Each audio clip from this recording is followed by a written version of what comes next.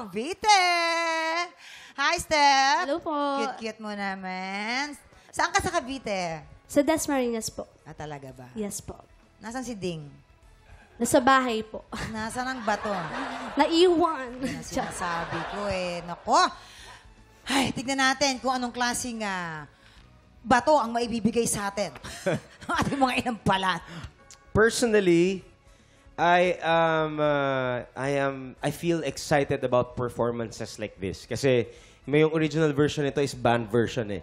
So it's refreshing to hear a version like this, and it's a delight for me to watch you. Of course, it wasn't a perfect performance para sa akin, hindi siya perfecto, pero yung overall it's the how you expressed, how your eyes looked, how you tried to convey the message. Sa akin, epektibo siya.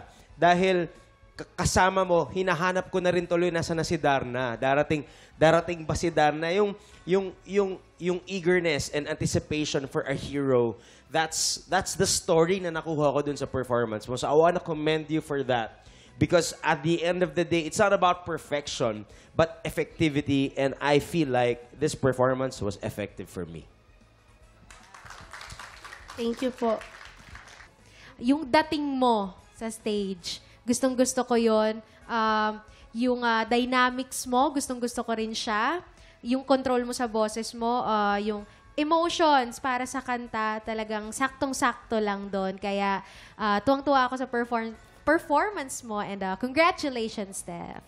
Thank you po.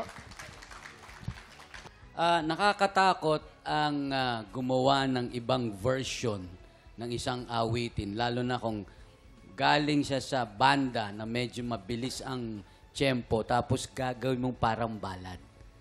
Pero, nalusutan mo. Maganda. Different version, maayos.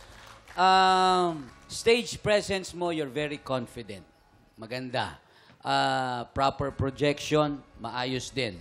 Yung iyong dynamics, gusto ko yung dulo mo na humina. Gusto ko yon, maganda yon. Parang inaantay na niya yung ano kaya yung sasabihin pang iba, no? Parang yun inaantay niya. Ito na yon. Meron lang konti, Steph, na hindi lang naabot ng konti. Yung kahit sulyap lang, Darna. Yung Darna. Kahit sulyap lang, and darating, kaya yung inadlib mo, tama? Di ba? Inadlib mo yun, yung may kulot siya ng konti, yung kaya. Konti lang. Ibig sabihin, kung alam mo, iinsayuhin mong mabuti. Para yung sa susunod mong i-perform ito, mas maganda na. Yun. Thank you po. Oo, tama nga naman. Kasi mamang, ang hirap kasi nung magbibigay ka ng payo, advice, na hindi tinatanggap. Yes. Oo, napakahirap nun. Ang mangyayari nun, magagalit ka sa akin, tapos, hindi mo na ma-improve yung sarili mo. Yun. Kasi, you have to be open eh. Kasi ako, sa tagal ko na artist, na singer, kapag yung aking mentor, sasabihin ko na, si Boss Sunny Ilacad, kapag siya ang nagsalita sa akin, para akong amateur.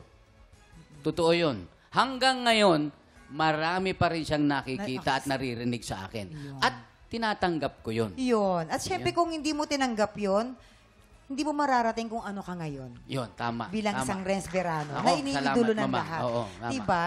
So tama yung makinig tayong lahat. Para lang silang mga magulang Oo. na nagbibigay sa atin ng tamang Payo. landas doon sa Oo. pangarap natin sa buhay. Yes. Diba? Oo. At gustong-gusto kayo sinabi nila yung stage present mo talagang. Oo. Talagang, ano siya eh. Yes. Confident na confident Totoo. siya. Parang ang dami nyo, parang 7 kayo. Oo.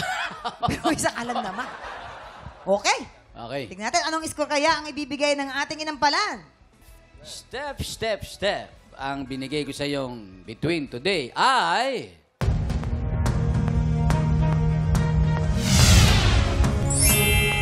3 stars! Steph, para sa very refreshing mong performance today, ang ibibigay kong star sa'yo ay...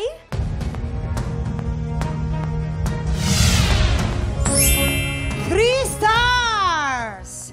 Steph, anak. Okay. Sa ngayon, ha? Bibitinin muna natin, ha? Kung anong score ang ibibigay ng Kuya Carl, okay? Okay? Sa ngayon po, kilalanin muna natin ang ating pangalawang kalahok na si Kenneth Gonzalez.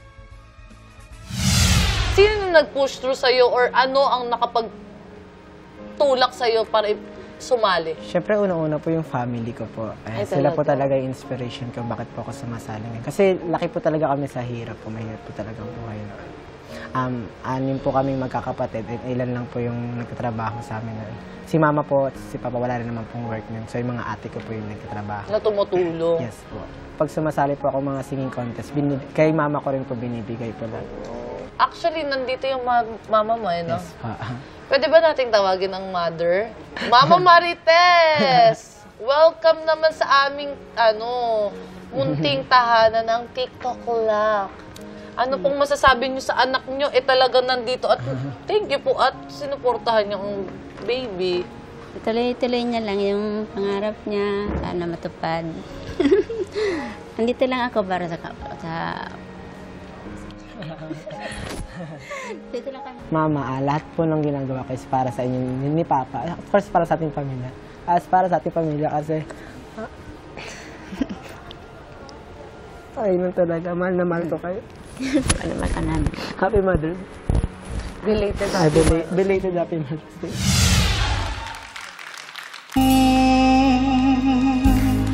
Kenneth Gonzalez ng Parañaque. Tama ba ako? Yes po. Sabi ko na eh, familiar ka sa akin. Oo, familiar ka. Nako, kagabi nasa catering kami. Tignan natin, anong sasabihin ng mga inampalan. Okay. Gustong-gusto ko yung control mo kasi ano siya, malinis, lalo yung chorus part. Yung alam ko kasing version, si Miss Vina Morales, yung version niya nito. Paano ba yan? Paano yan version yun? Feeling ko sa harap ng, kailangan ko sa harap ng aircon na kakanta. Pangako siya. Lamig sa studio eh. Grabe. Pero sa'yo, Kenneth, ang dating sa akin, yung tingin ko sa'yo, very balladeer talaga siya eh. Oh, yung diba? kilos niya. Pati yung control ng niya ng kamay niya. Very balladeer talaga. And naramdaman ko na, in love ba si Kenneth ngayon? Hindi. Ay. Bakit? Ibig sabihin, magaling siya kasi naramdaman ko na in love eh. Yun ang message ng kanta. So, nabigay niya naman yon. And yung confidence mo, gustong-gusto ko rin yon. Kaya, congratulations. Wala kang girlfriend. Wala po. Okay. Aww. Oh, sige, di ba? Huwag natin pilitin. Bata ka pa. Elementary ka pa lang. Marami pang chance. Yes.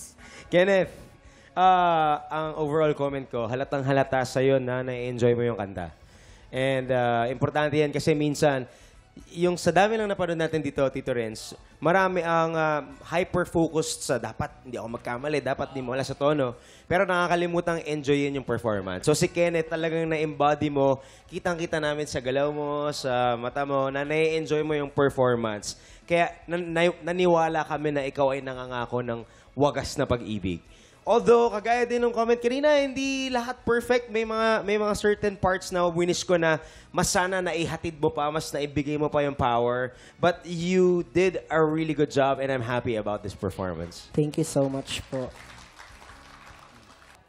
Maganda yung boses. Maganda yung boses mo. Gusto ko. Projection, proper. It was very proper. Ang ganda ng pagka-project mo, yung galaw mo, yung confident ka, napag-aralan mong mabuti yung kanta. Meron lang na-notice ko na konti, lalong-lalo na yung word na pag-ibig. Tuwing kakantahin mo yung part ng pag-ibig, yung yung syllable na yon, yung pag-ano na yon, parehong parts, medyo na-off lang ng konting-konti lang naman. Maganda yung technique na ginagamit mo, yung tawag kong piyok, pumipiyok, nag-yodel, na parang umiiyak. Ginamit mo rito sa hirap at ginaw. Ginamit mo yun doon, sa part na yon. Mas diin pa ng konti. Mas feel pa ng konti ang hinahanap ko sa'yo. Although yung projection mo is maganda, yung dynamics mo maganda, feel na lang ang kulang. Yan. Thank you so much po. Anong score kaya ang ibibigay ng ating mga inampalan? Okay. Kenneth, ang ibibigay ko sa iyong bituin ngayong araw ay...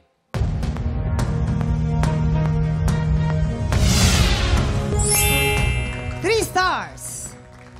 Kenneth, ang stars na ibibigay ko sa'yo for today ay...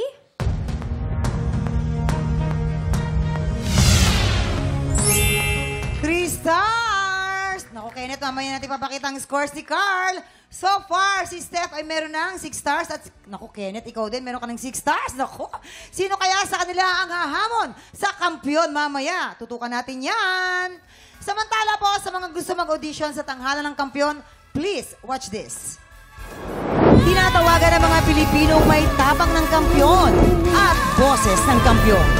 Ito na ang pagkakataon mong ilaban ang iyong pangarap. Kung ikaw ay 16 to 50 years old at may boses na kayang makipagsabayan sa mga kampiyon, sugod na sa GMA Network Studio 6 tuwing Miyerkules at Huwebes, 3 to 5 p.m. po yan.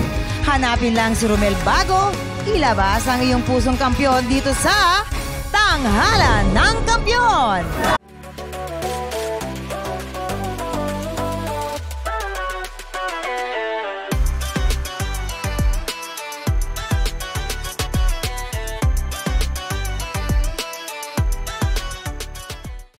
Tropa, pinanood mo hanggang sa dulo itong video na to? Very good ka! For more happy time, watch more TikTok Clock videos on our official social media pages and subscribe to GMA Network official YouTube channel.